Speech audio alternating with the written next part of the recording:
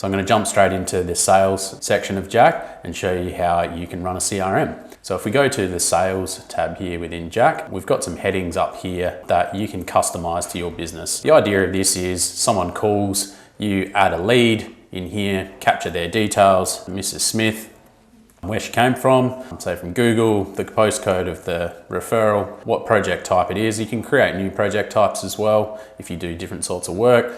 A little bit of a description about the project and who the client is. So I'll select a client here and create the lead. And that creates a lead straight into our sales pipeline here. You can see that that's created that lead, and I can drag and drop that through where that lead is in your process. And then go into the lead and capture some basic details here about that lead. So we can enter the budget of the client. So if she had a $400,000 budget, you can record that here and easily reference back to it. We can also set the construction start date that the client has asked for, just so that that's recorded somewhere. And when your gut feel is that that contract might be signed. Project address, you can do a Google lookup here. So 20 Angus, and it will record that against the lead. And you only have to write that in once. So when you do convert it to a job, it's always in the system.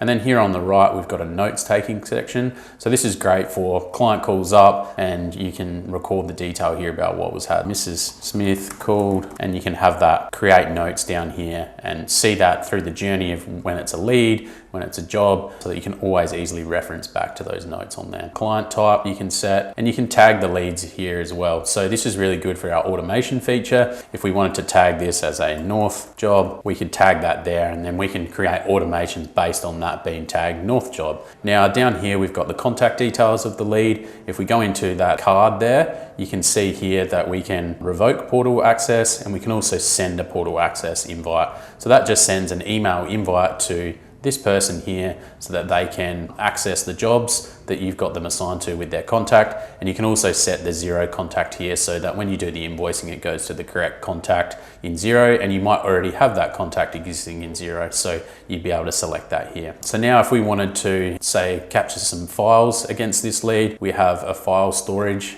bucket in here, and you can create folders within this lead, and that'll carry right through the life cycle from being an estimate to a job to closing it out. They'll always be stored. So we could add a folder here called drawings, and then we can add some drawings in here. So if we navigate into here, we'll be able to drag and drop some files directly into there so you can capture that. Also within the folders here, you can change the access permissions. So if we click sharing access here, you can choose whether the clients see it, the suppliers, the contractors. So if it's more sensitive information that you want to keep, you don't want clients, suppliers or contractors seeing it in their portal, you just don't tick that access, and then that can stay there. But let's say we have another folder here that you did want to give access to your contractors. Yeah, we just tick them, and then it'll bring up the little icons here to say that that has got access. Now, if we go into the task tab, we can create a task. It might be a follow-up. So say this is in lead, I'm gonna go follow up, categorize the task, give it a due date. It might be later in the month you want to follow them up, and then just put a little note here. It has bought land.